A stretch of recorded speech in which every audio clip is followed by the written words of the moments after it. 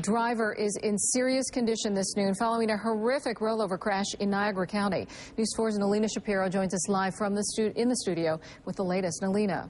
Well, Victoria, 22-year-old Donald Klein of Wilson crashed right in front of the home of a former Youngstown volunteer firefighter who declined to go on camera but told me he heard the crash this morning and rushed outside to comfort the driver while his wife called 911.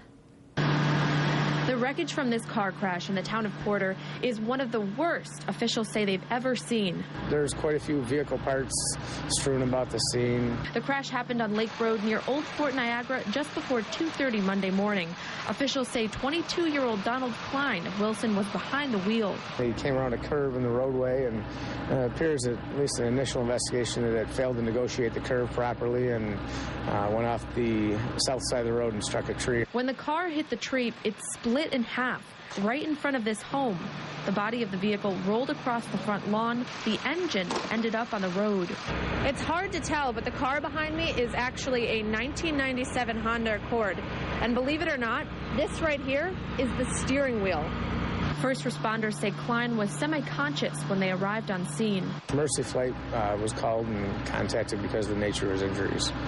So the Youngstown Fire Department transported him to their hall where he could be met with Mercy Flight.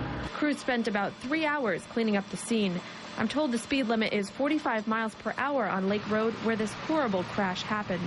We don't have an actual speed yet. It's hard to say.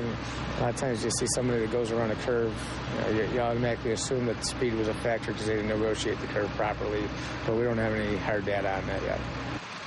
Again, Klein is at ECMC this afternoon in serious condition. Investigators are still working right now to figure out if speed, alcohol, or drugs were factors in this horrible crash. Live in the studio, Nalina Shapiro, News 4 at noon.